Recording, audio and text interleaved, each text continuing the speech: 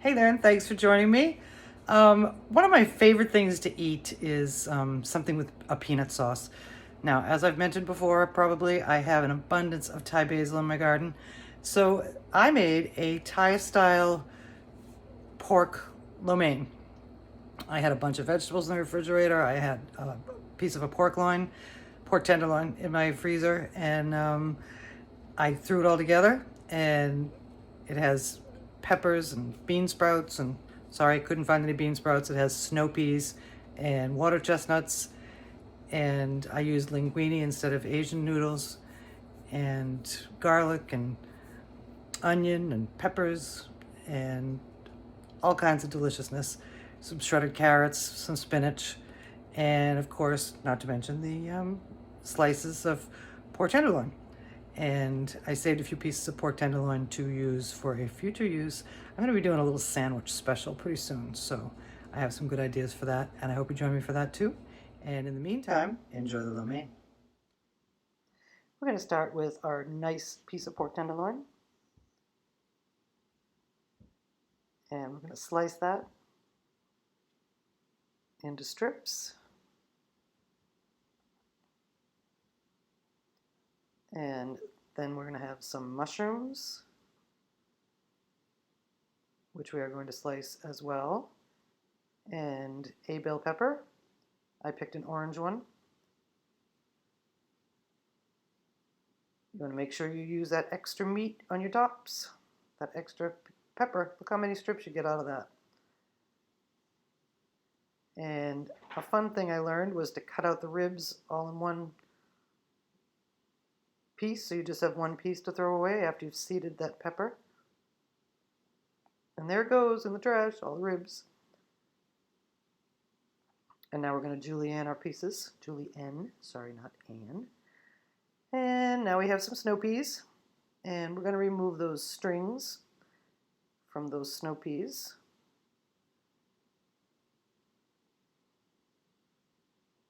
And we're going to julienne some carrots.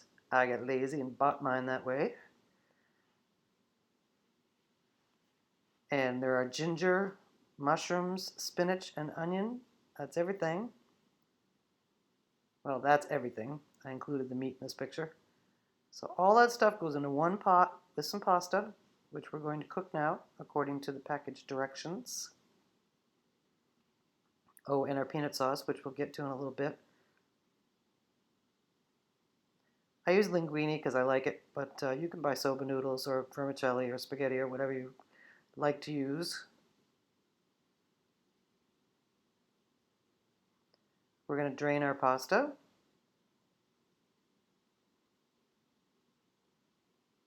And we're going to put it back in our pan and toss it up with some toasted sesame oil for a little extra flavor and a little lubrication, which will keep that spaghetti from sticking together.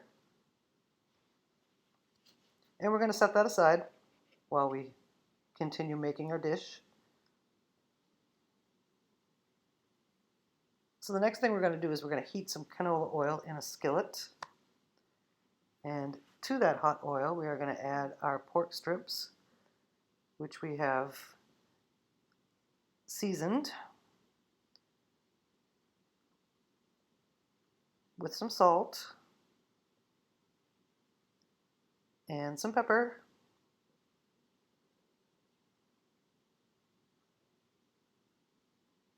And we're going to saute those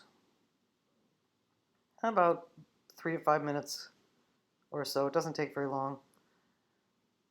You want to just make sure that most of the pink is cooked out of that pork. And then we're going to take those pork strips out of the pan and save them on a plate.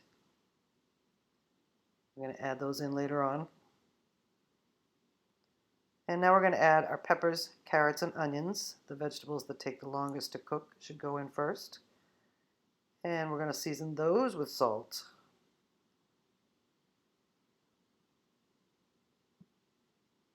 And pepper. And a little crushed red pepper flake. Some cilantro. Some garlic powder. You can use fresh garlic if you have it on hand. And we're going to saute that until those vegetables begin to soften.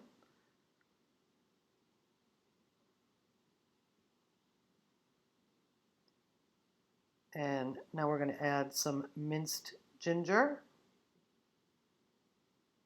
after we mince it, of course, and some Thai basil,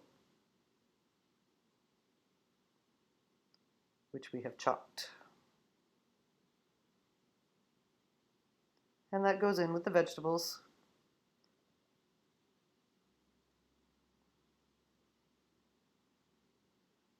And we're going to stir that to blend the ginger and the basil in with the vegetables and the other seasonings. And now we're going to add our mushrooms.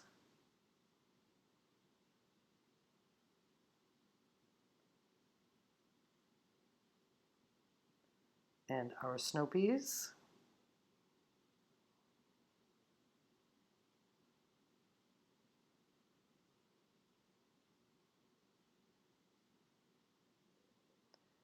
And our water chestnuts. I love water chestnuts.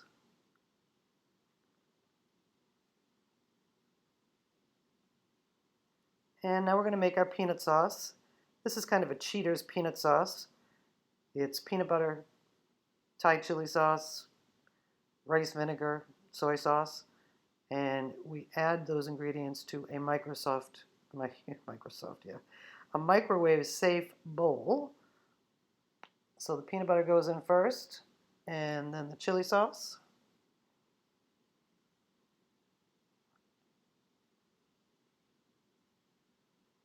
And then our rice vinegar.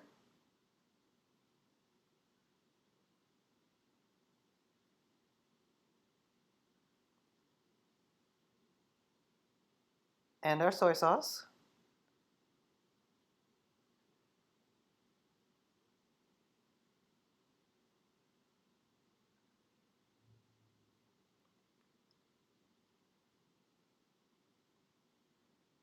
We're going to cover that bowl and put it in the microwave for about a minute. That takes the stickiness and the thickness out of the peanut butter so you can mix all the ingredients together to make a nice smooth sauce. And we're going to stir that up. And we're going back to our pan with vegetables now. We're going to add our pork back in. Any juices that have accumulated on the plate can go back in as well. And now we're going to add our sauce.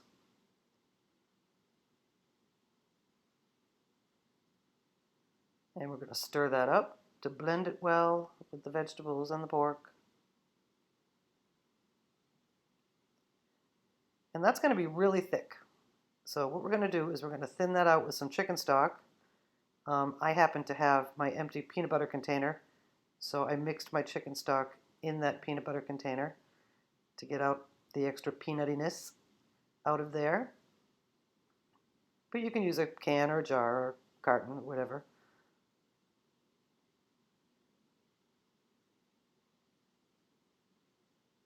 And we're going to pour that in. You want that to be a little bit thin because when you put the pasta in, the pasta is going to absorb the liquid. So you don't want it too sticky.